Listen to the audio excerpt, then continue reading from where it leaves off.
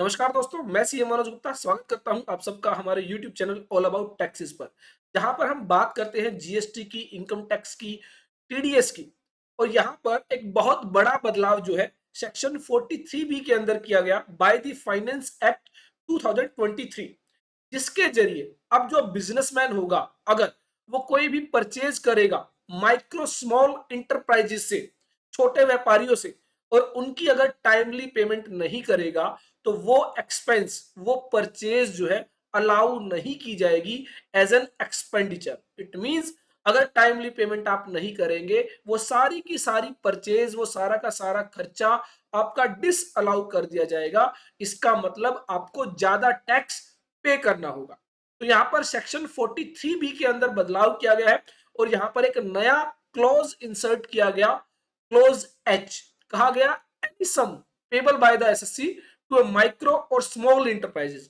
Micro और small enterprises को अगर कोई भी अमाउंट पे की जानी है, अगर वो आपने टाइमली पेमेंट नहीं की, आपने बियॉन्ड टाइम पेमेंट की, तो वो आपको खर्चा अलाउ नहीं होगा।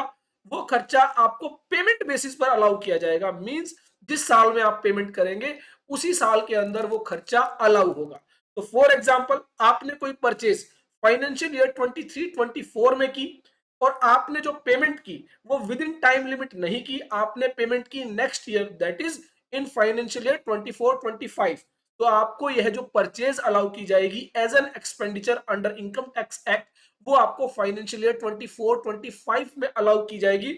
और जिसका रिजल्ट ये होगा फाइनेंशियल ईयर 23-24 के अंदर आपको ज्यादा टैक्स पे करना होगा।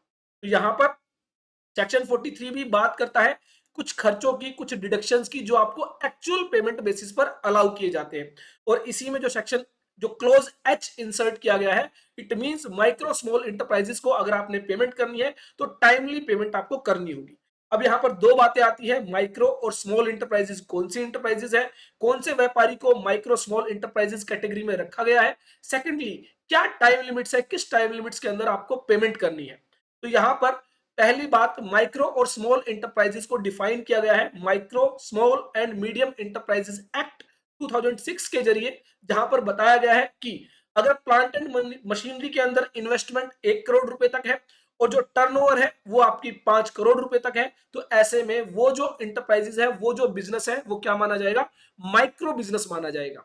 और अगर आपकी जो प्लांट एंड मशीनरी के अंदर इन्वेस्टमेंट है वो जो है अप टू 10 करोड़ रुपीज है और जो टर्नओवर है वो अप टू 50 करोड़ रुपीज है, तो ऐसे में वो बिजनेस क्या माना जाएगा, स्मॉल बिजनेस माना जाएगा। तो इसका मतलब सीधा सीधा जिन भी व्यापारियों की टर्नओवर 50 करोड़ रुपए तक है, ऐसे व्यापारियों से आप परचेज कर रहे हैं और टाइमली अगर आपने पेमेंट नहीं की तो वो खर्चा आपको अलाउ नहीं किया जाएगा।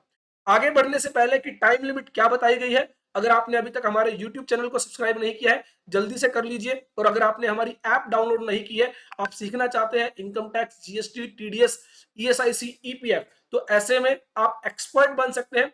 अच्छे कोर्सेज आपको जो है ऐप के अंदर प्रोवाइड किए गए हैं, जहां जिसको आप कभी भी, किसी भी टाइम, किसी भी डिवाइस पर जो है देख सकते हैं, सीख सकते हैं। तो डिस्क्रिप्शन में आपको लिंक दिया गया है, प्ले स्टोर से आप डाउनलोड कर सकते हैं, इंस्टॉल कर सकते हैं। अब बात आई टाइम लिमिट की, कि टाइम लिमिट क्या बताई गई है, किस टाइम लिमिट के अंदर आपको पेमेंट करना जरूरी है। तो माइक्रो स्मॉल इंटरप्राइजेज जो एक्ट है उसके अंदर सेक्शन 15 है। सेक्शन 15 के अंदर बताया है कि जहां पर जो बायर और सेलर के बीच जो भी एग्रीमेंट हुआ है, उस एग्रीमेंट के अंदर जो भी पेमेंट डेट रखी गई है, उस डेट से पहले आपको पेमेंट करनी होगी। तो सीधा सीधा मतलब है कि अगर आपने किसी छोटे व्यापारी से परचेज किया और आपके बीच एक एग्रीमेंट हुआ है और उस एग्रीमेंट में एक डेट लिखी गई है और उस डेट तक अगर आपने पेमेंट नहीं की तो वो खर्चा आपको अलाउ नहीं होगा, वो उस साल में अलाउ होगा जिस साल में आपने पेमेंट की है। लेकिन एक और कंडीशन यहां पर रखी गई एमएसएमई एक्ट के अंदर, कि ये जो एग्रीमेंट है, इस एग्रीमेंट के अंदर आप मैक्सिमम टाइम लिमिट 45 डेज की रख सकते हैं। 45 डेज से ज्यादा का अगर आप एग्रीमेंट करेंगे तो एमएसएमई एक्ट के अकॉर्डिंग सिर्फ 45 डेज की टाइम लिमिट आपको अवेलेबल होगी। 45 डेज के अंदर अगर आपने पेमेंट नहीं की तो ऐसे में जो है आपको वो खर्चा तभी अलाउ होगा जिस साल में आप पेमेंट करेंगे। तो यहां पर हमने कुछ एग्जांपल लिए हैं। आपने फॉर एग्जांपल 1 मार्च 24 को परचेज की, ट्रांजैक्शन हुई और आपने एग्रीमेंट किया कि 10 अप्रैल तक पेमेंट हो जाएगी।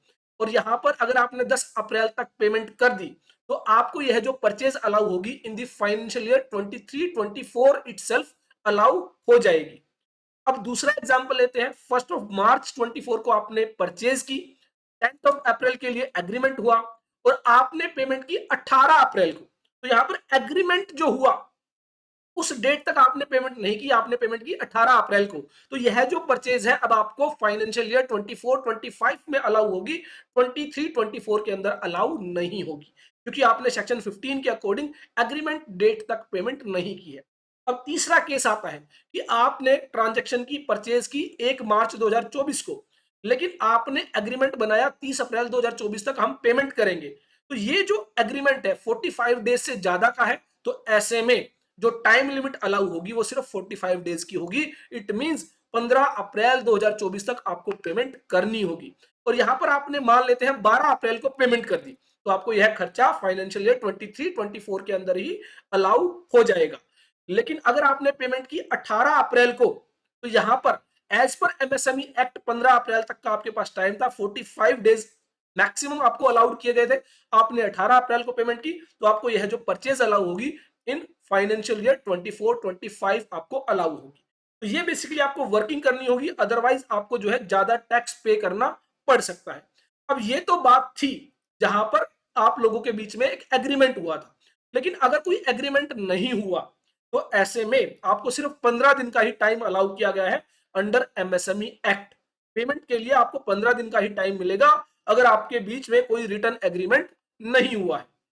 तो फॉर एग्जांपल आपने जो है 22 मार्च 2024 को पेमेंट की और यहां पर आपकी जो एक्चुअल डिलीवरी आपको मिली वो मिली 22 मार्च को। तो सॉरी, परचेज की आपने 20 मार्च को, डिलीवरी मिली आपको 22 मार्च को। तो 15 दिन जो काउंट होंगे वो डिलीवरी डेट से काउंट किए जाएंगे। तो ऐसे में आपके पास जो है 6 अप्रैल तक का समय है।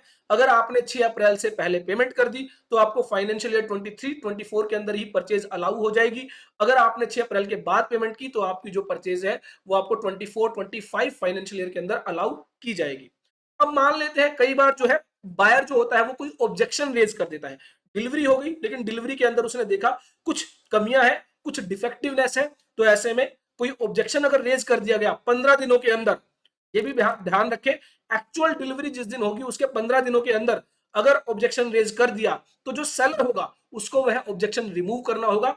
और जिस दिन ऑब्जेक्शन रिमूव होगा उसके 15 दिनों के अंदर जो बायर है उसको पेमेंट करनी होगी। तो यहां पर ध्यान रखें, 15 दिन from the date of delivery, and if any objection is raised in 15 days, then 15 days from the date of removal of objection। तो ये बेसिकली जो है यहाँ पर कुछ टाइम लिमिट्स जो है हमने आप लोगों के साथ डिस्कस की, जिसके जरिए आप आइडिया लगा सकते हैं कि टाइम लिमिट्स क्या बताई गई है। तो एमएसएमई एक्ट का सेक्शन 15 है जहां पर आपको बताया गया है कि सेक्शन 15 के अकॉर्डिंग आपको टाइम पर पेमेंट करनी है। और सेक्शन 15 के अंदर दो बातें बताई गई, रिटर्न एग्रीमेंट है तो आपको जो है रिटर्न एग्रीमेंट के अकॉर्डिंग पेमेंट करनी होगी। मैक्सिमम पीरियड आप 45 डेज का रख सकते हैं। रिटर्न एग्रीमेंट अगर नहीं है तो 15 डेज के अंदर आपको पेमेंट करनी है। 15 डेज काउंट किए जाएंगे from the date of delivery. अगर कोई ऑब्जेक्शन रेज किया गया डिलीवरी डेट से 15 डेज के अंदर, तो ऐसे में जब भी वो ऑब्जेक्शन रिमूव किया जाएगा बाय द सेलर, उस डेट से 15 डेज के अंदर जो है बायर को पेमेंट करनी होगी।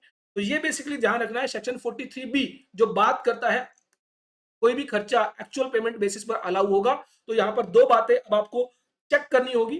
फाइनेंशियल ईयर 23-24 जब क्लोज होगा तो आपको 31 मार्च से पहले यह मेक श्योर करना है कि क्या कोई ऐसी पेमेंट जिसका time limit as per MSME act expire हो चुका है, अगर वो पेमेंट आपने 31 मार्च से पहले कर दी तो वो परचेज आपको जो है फाइनेंशियल ईयर 23-24 के अंदर अलाउ हो जाएगी। अदरवाइज वो परचेज आपको नेक्स्ट ईयर में अलाउ होगी। तो इट मींस हो सकता है 23-24 के अंदर आपको ज्यादा टैक्स पे करना पड़ जाए। तो ये कैलकुलेशन आप लोग अपनी जरूर कर ले। फाइनेंशियल ईयर 23-24 क्लोज होने वाला है जल्द ही। तो ऐसे में 31 मार्च से पहले एक बार जरूर अपने डेटर्स को चेक कर ले कि कौन कौन से डेटर्स हैं जो एमएसएमई कैटेगरी में फॉल करते हैं। बेसिकली माइक्रो और स्मॉल के अंदर मीडियम इंटरप्राइजेस को यहां पर कवर नहीं किया गया है। सेकेंडली ये चेक कर ले कि कौन से ऐसे डेटर्स हैं, सॉरी क्रेडिटर्स हैं, जिनकी आपको पेमेंट करनी है, जो 45 डेज से ज्यादा जिनकी जो टाइम लिमिट है वो जा चुकी है, या फिर जिनकी टाइम लिमिट जो है 15 डेज की है और वो एक्सपायर हो चुकी है। तो ऐसे में 31 मार्च के बाद अगर उनकी पेमेंट होगी तो फाइनेंशियल ईयर 23-24 के अंदर वो खर्चा आपको अलाउ नहीं होगा। आई होप आपको अच्छे से समझ में आया होगा। फिर भी अगर आपको कोई डाउट है तो आप हमारे साथ ज़रूर शेयर कर सकते हैं।